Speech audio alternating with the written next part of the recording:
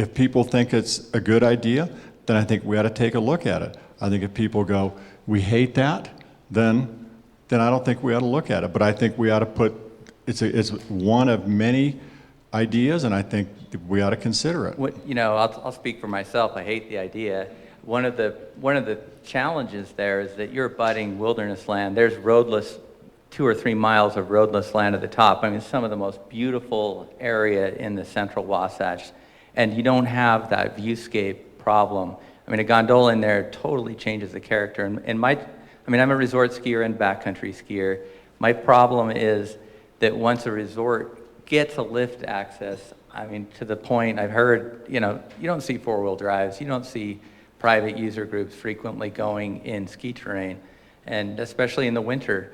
And so that, there's some drainage there that's taken away from backcountry users in basically in a 40-year increment, and whatever extension the resort gets for a special use permit, because that's a lot of public land that potentially is impacted in that. And that's where I think people in the community need to get aware that it could really change the character of the canyon if that were to happen. Right. And I appreciate your opinion, and I think it's, if it turns out that our community, your community, think that it's a bad idea, then I think we ought to not do it.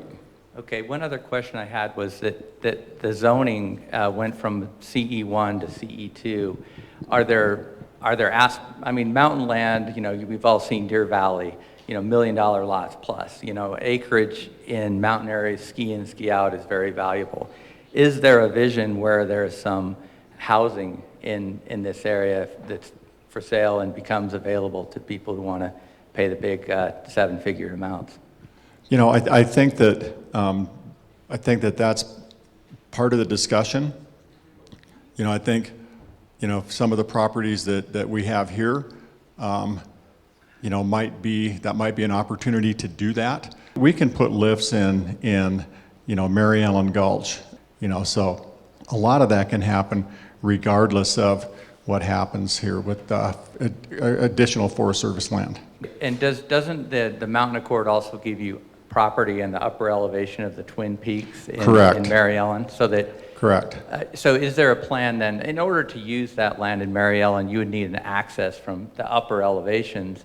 Does it bring the gondola from Hidden to Twin Peak back into play if Mountain Accord goes through? Is that something that Snowbird would be pursuing? Not to Twin Peaks, but it is possible to put something across the top from Hidden Peak over to the far side again on our private property on the other side. And we don't need Forest Service land to do that either, to be honest with you. We can do that from Hidden Peak over to the far side of Mary Ellen Gulch on our private property.